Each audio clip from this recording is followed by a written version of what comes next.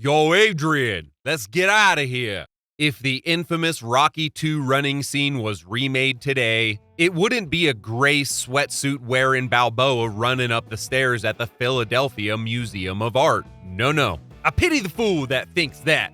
It'd show Rocky running right out of town.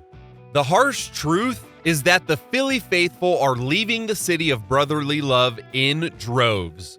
We never thought we'd say this, but maybe it's not always sunny in Philadelphia. If you're keeping track at home, that's 2 references to Rocky just in the introduction alone.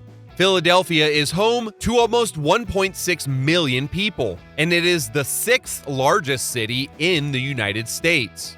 If that sounds a little odd to you, that's probably because it is. From 1790 until 2010, for more than 200 years, Philadelphia has been among the top 5 in terms of population. 160 of those years were within the top 3, but the 2020 census reported that Phoenix, Arizona has now overtaken Philly. Phoenix? Do they even have a skyline? What is going on here, Philly? Has brotherly love turned to hate? Well, we looked into it, and like the great 76er Allen Iverson, we found the answer. We talking about practice? From the lack of job opportunities to the crazy high cost of living standard. This is 7 reasons why people are running out of Philadelphia. Number 1 reason to book it out of Philly, job opportunities. 25,000 people left Philly in 2021. That was the largest exodus in 4 decades. And for those saying sayonara to Philadelphia, 44% of them left because of the lack of job opportunities. Here's part of the problem. The city's job market is just not growing. It's just not evolving in the post-industrial economy. And the first decades of the 21st century were a time of vigorous expansion for most of the major U.S. cities. New York City's job growth was 23%. San Francisco 21%, Denver 15%, Boston 14%, but Philadelphia's growth was just 7%. In 2020, just before the pandemic, many peer cities recovered so successfully that they held more jobs than they did in 1970. Philadelphia, on the other hand, had 22% fewer jobs. Even more alarming is that 34% of the people moving are under the age of 30. And while this is a trend we see in big cities across America, Philadelphia leads all metropolitan areas in this category. Simply put, Philly isn't retaining their educated young people. Here's a staggering statistic. Over the last 10 years, only 10% of students that graduated from Penn University stayed to work in Philadelphia. That's not cool. Whether or not recent graduates stayed in Philly never used to matter. Up until the time of that famous Rocky scene, the city was a haven for thousands of working class and middle class jobs. Those careers paid income that people could raise a family on. Since the 70s, the city has lost more than 500,000 working and middle class jobs. That's not crazy for a country that has shifted economic priorities, but Philly is not adding jobs at nearly the same rate. Second reason to leave Philly: crime and safety. The city of brotherly love is turning to hate. Crime has been on the rise throughout American cities since the start of the pandemic in 2020. Unfortunately, Philly can't blame the pandemic for its lawlessness. The homicide rate has increased every single year for a decade straight. The city is on the way to becoming the murder capital of the United States. Look out, Chicago. Philly is shooting for you. At this point, both figuratively and literally. But this is no laughing matter. 2020 and 2021 were record-breaking years. There were over 1,000 murders over the span of 2 years. Add population into the equation, and Philly has the highest murder rate among the 10 largest metro areas in the country. It's no wonder Eagles fans are soaring out of town. Safety has become a concern for businesses as well. Wawa, the convenience store chain that started in Pennsylvania, closed 2 of its city center locations. The company didn't mince their words either when they announced their closings. The higher-ups at Wawa blatantly said it was due to crime and safety. You know things are bad when Wawa starts throwing shade at your city. Number 3, traffic. It's morning in Philly. The sun is shining, birds are chirping, cars are honking, people are screaming curses at each other. What a way to start the day. Here's a stat that'll make Philly folks slam their head on the steering wheel. Philly has the 8th worst traffic in the world. For some context, Philly is the 178th most populated city in the entire world. Something's off. Philly drivers lose 114 hours a year stuck in congestion, and they almost lose $2,000 on the cost of fuel. Ouch. As an older city, it simply wasn't built with cars in mind. Good news for the Philadelphians, though. With all those people leaving the city, they might have a stress-free commute for once. But for now, there might not be a busier road in America than the one that leads out of Philadelphia. It ain't just the traffic, though. A recent study by WalletHub, which compared traffic, safety, infrastructure, cost, and parking, ranked the top 100 large cities in the United States. Number 1 being the best and number 100 being the worst. And where do you think Philly finished? Dead last.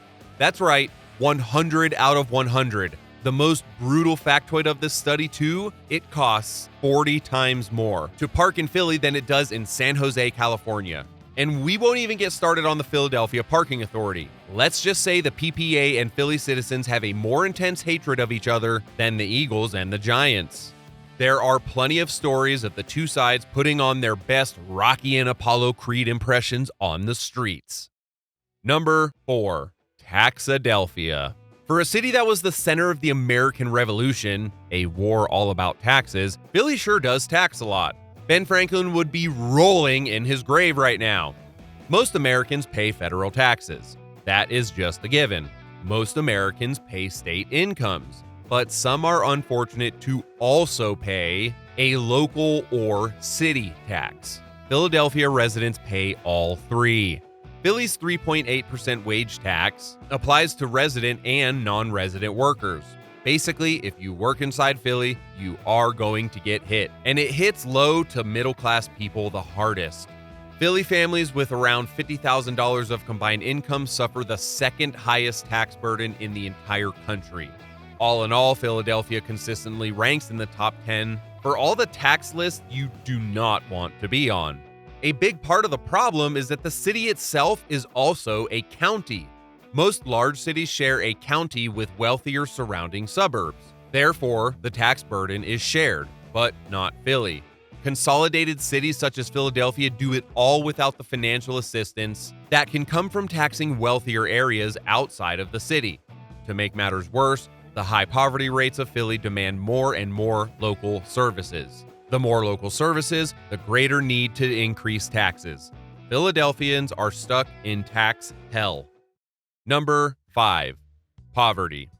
If you know the show, It's Always Sunny in Philadelphia, then you might remember Rickety Cricket. Rickety Cricket is an old friend of the gang who has fallen on very hard times. He's homeless. And while homelessness is not necessarily the issue, poverty is. Philly has the highest poverty rate among large U.S. cities. Somewhere around 400,000 people live at or below the poverty line.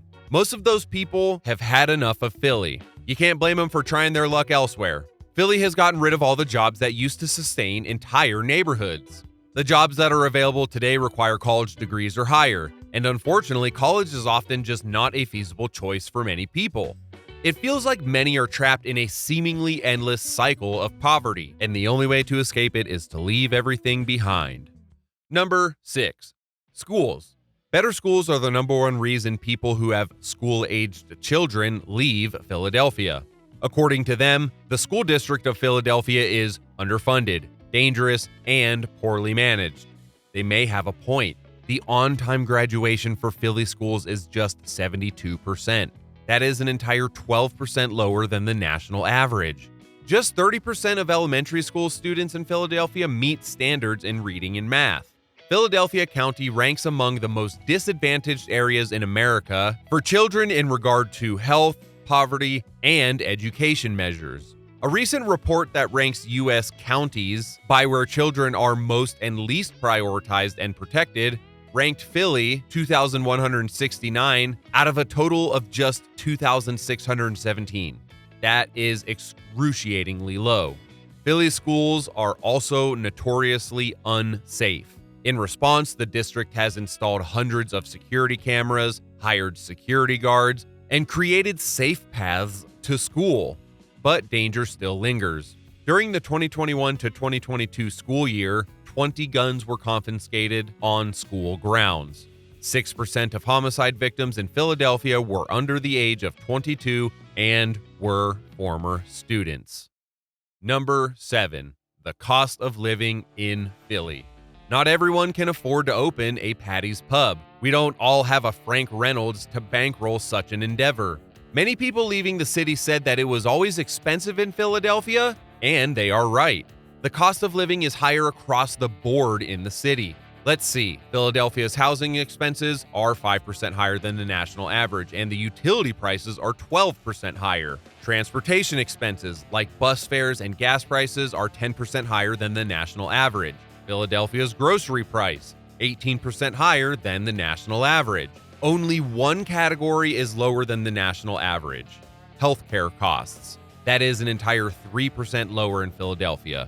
It feels like Philly residents were tired of eating lightning and crapping thunder. We pity the fool that would stick around for that. So, from the lack of job opportunities to the crazy high cost of living standard, this was 7 reasons why people are running out of Philadelphia.